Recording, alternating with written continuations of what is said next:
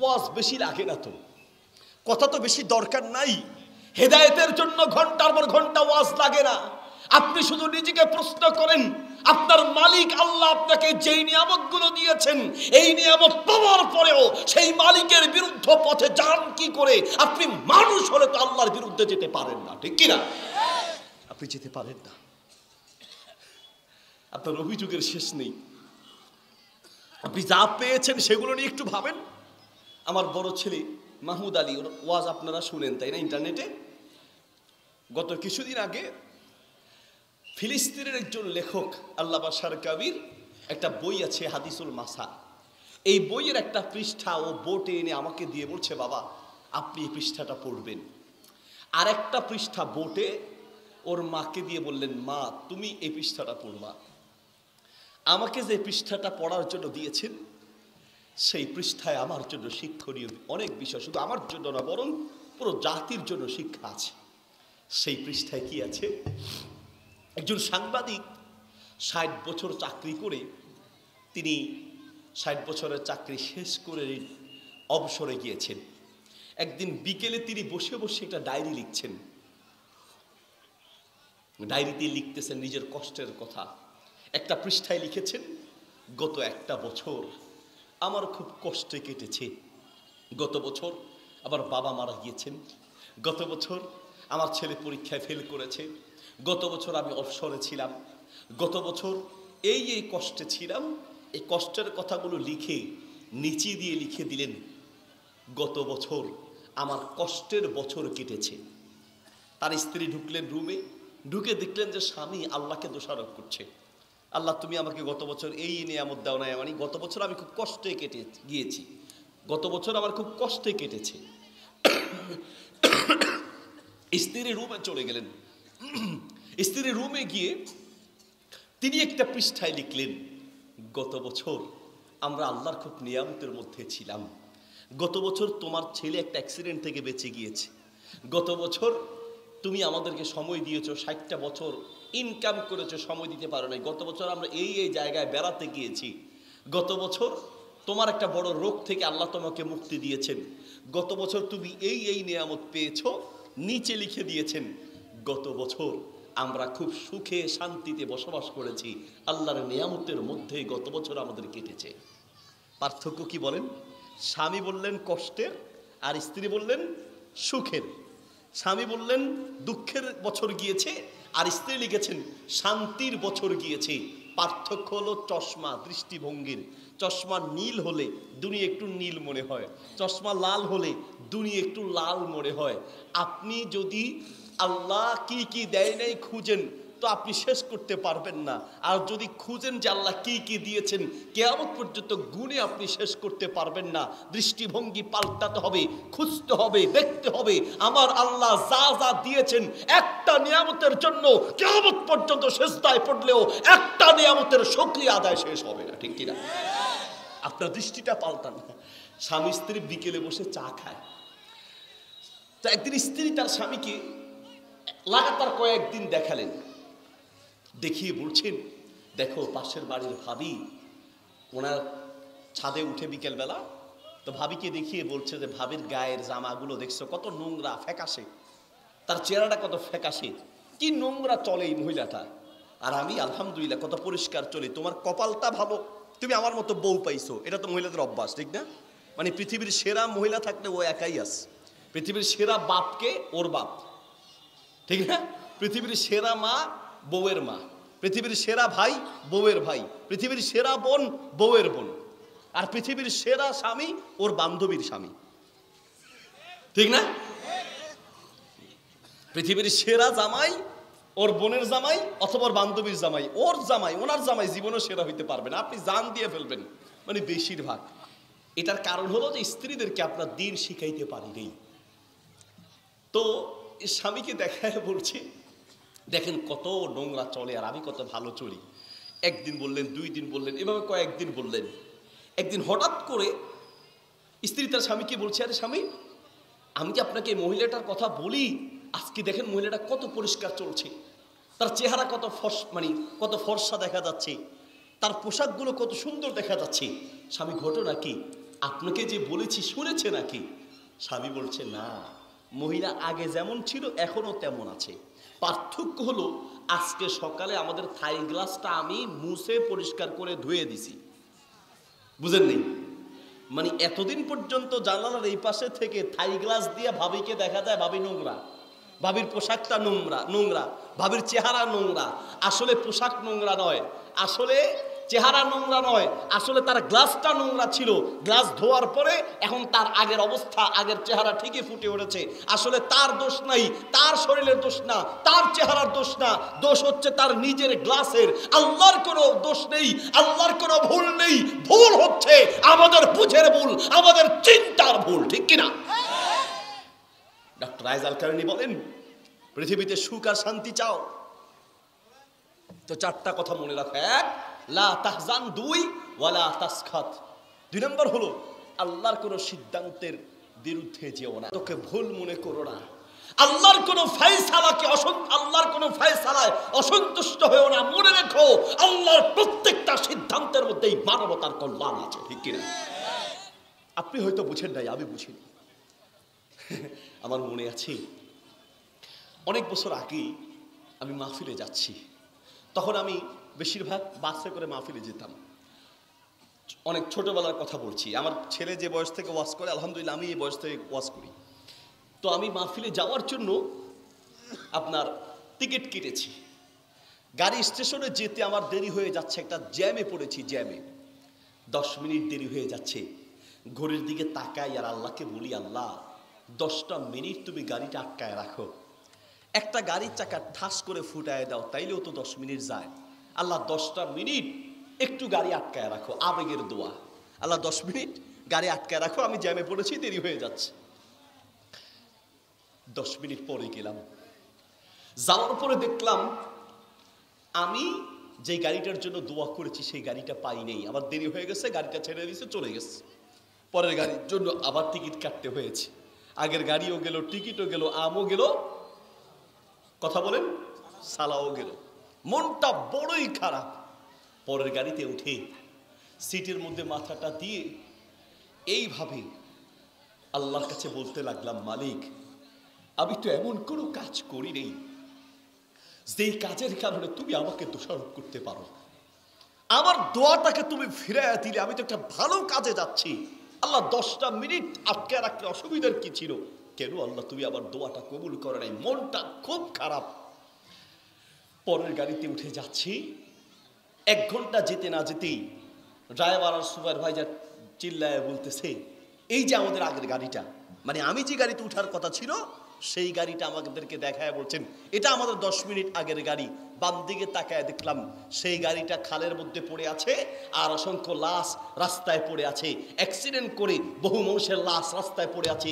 সেই দিন কলিজা দিয়ে আল্লাহকে বলেছিলাম, মালিক আমি চেয়েছি আগের গাড়িতে উঠবো, তুমি উঠতে দাও নাই, আমি মন খারাপ করেছি। আসলে তোমার সিদ্ধান্ত ঠিক, আমারটা ভুল ছিল। মানুষের সিদ্ধান্ত ভুল হতে পারে, আল্লাহটাই 100% ঠিক। ঠিক কিনা? হাদিসুল মাসার মধ্যে আল্লামা শারকাবি রাহিমাহুল্লাহ তিনি আরো একটি ঘটনা উল্লেখ করেছেন। সমুদ্র যাত্রা পথে একটা জাহাজ ডুবে গেল। জাহাজটা ডুবে যাওয়ার পরে সব মানুষ মারা গেল।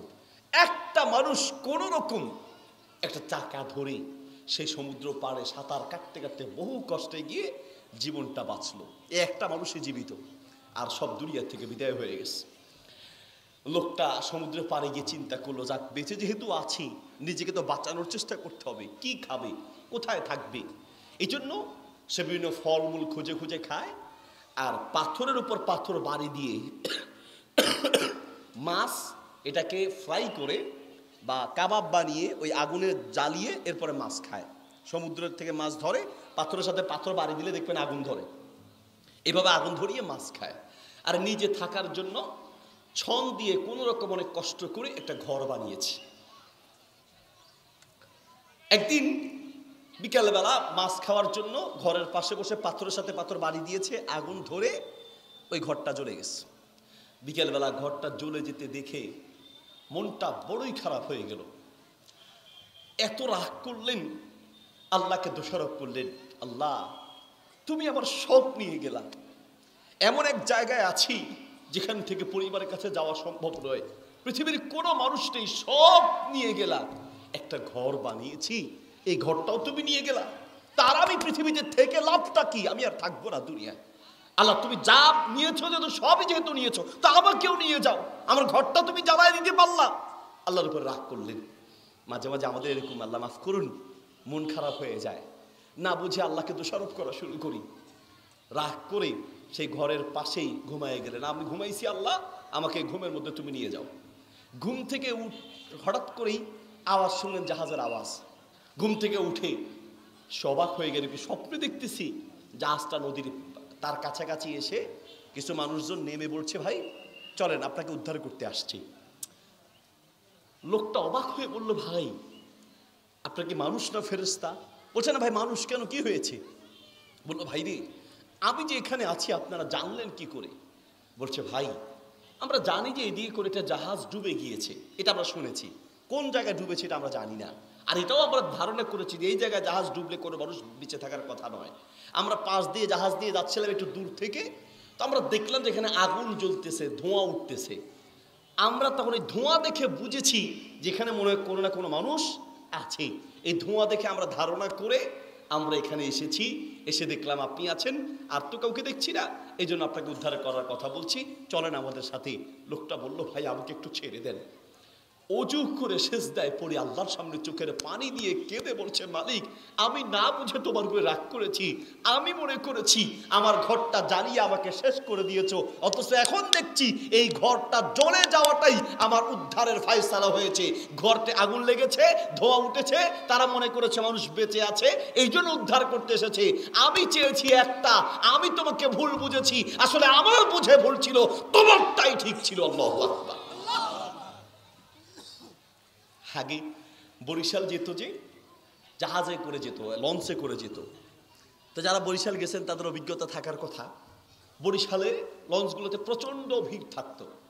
এক পাগলা লঞ্চের কেবিন থেকে বের হয়ে বাথরুম করতে যাবে, তো বাথরুমে যেতে পারছে না, মানুষের ভিড়।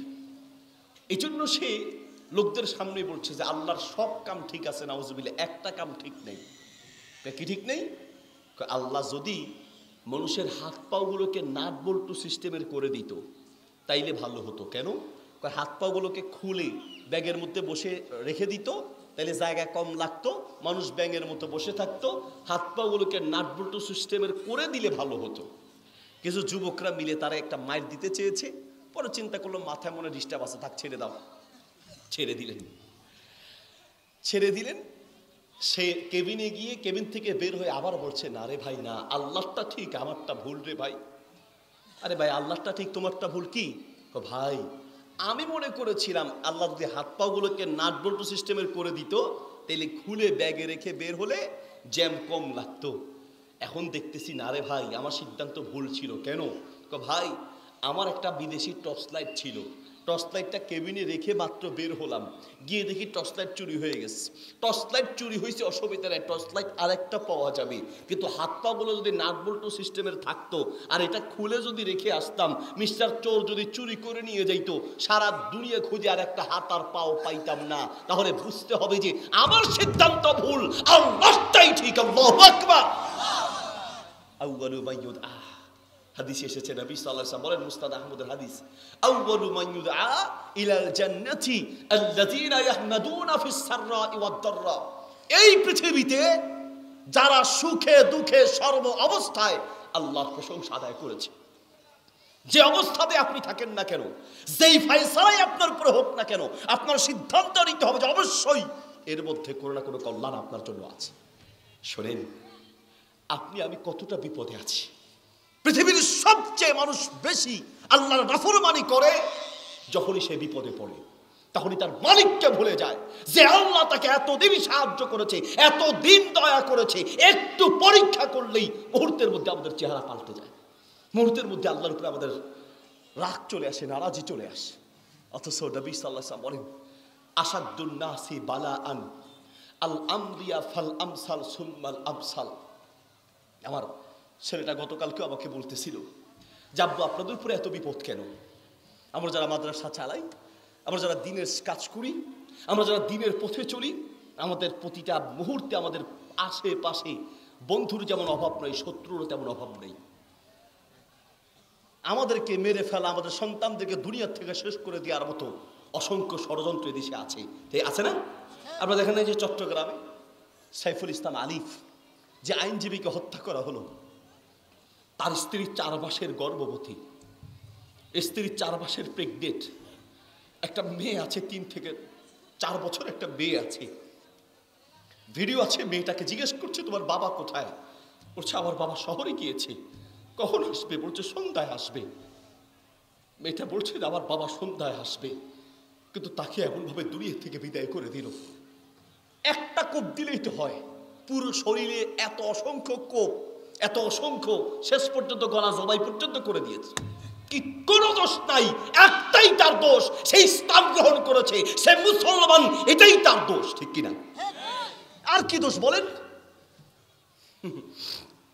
আসাদুন নাসি বালাআন আল আম্বিয়া ফালামসাল সুম্মাল আমসাল। এই পৃথিবীতে সবচেয়ে বেশি বিপদগ্রস্ত ছিলেন নবী আর রাসূলরা। নবী রাসূলদের আদর্শের সাথে যার আদর্শ যত বেশি মিলবে, তাকে তত বেশি বিপদে পড়তে হবে, কোনো কারণ ছাড়াই।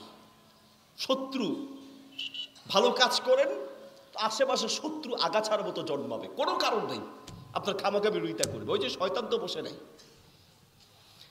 দ্বীনের পথ, ইসলামের পথ, ঈমানের পথ, এটা সোজা নয়। ইসলামের জন্য, দ্বীনের জন্য, ঈমানের জন্য প্রয়োজনে জীবন দিতে হবে, প্রস্তুত থাকতে হবে, ঠিক কিনা? এত সহজ ইসলাম আপনার আমার পর্যন্ত আসে নাই। নবী সাল্লাল্লাহু আলাইহি ওয়াসাল্লামের কাছে গিয়ে সাহাবায়ে কেরাম বলছেন, ইয়া রাসূলুল্লাহ, একটু কাফের মুশরিকদের জন্য বদদোয়া করেন, আমরা তো শেষ হয়ে যাচ্ছি। আমরা মানুষকে সত্যের কথা বলি, আর কাফের মুশরিকরা আমাদেরকে ধরে ধরে শেষ করে দিচ্ছে। রাস্তায় হাঁটতে পারি না, পাথর মারে, বসতে পারি না, রশি দিয়ে বেঁধে টেনে নিয়ে যায়। ইয়া রাসূলুল্লাহ, শেষ হয়ে যাচ্ছি, কোনো কারণ ছাড়াই।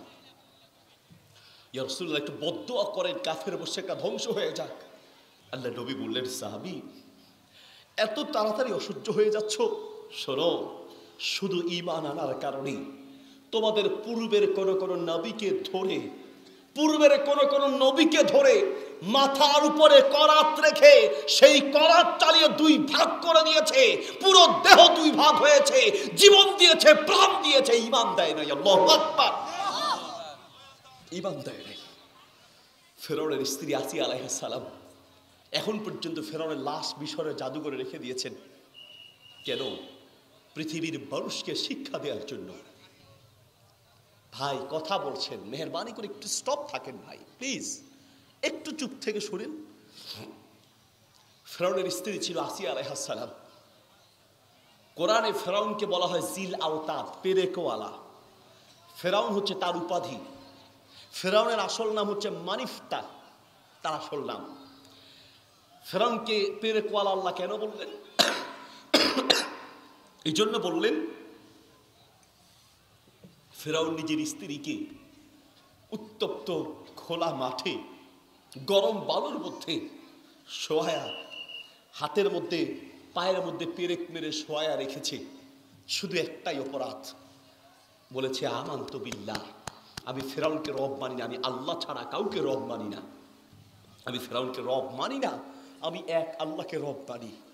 শুধু ঈমান আনার কারণে ফেরাউন তার স্ত্রীকে পেরেক মেরে শোয়া কিছুক্ষণ পর পর এসে শরীরে আঘাত করে আর বলে যে, বলো তুমি ফেরাউনকে রব মানো কিনা, বলো তুমি ফেরাউনকে রব মানো কিনা। আসিয়া আলাইহিস সালাম একই কথা বললেন, আমি আল্লাহ ছাড়া কাউকে রব মানি না।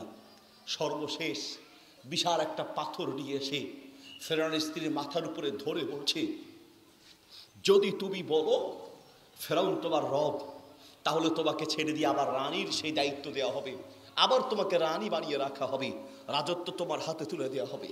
আর যদি তুমি ফেরাউনকে রব না মানো, তো এই পাথরটা মেরে তোমাকে চূর্ণ বিচূর্ণ করে দেওয়া হবে।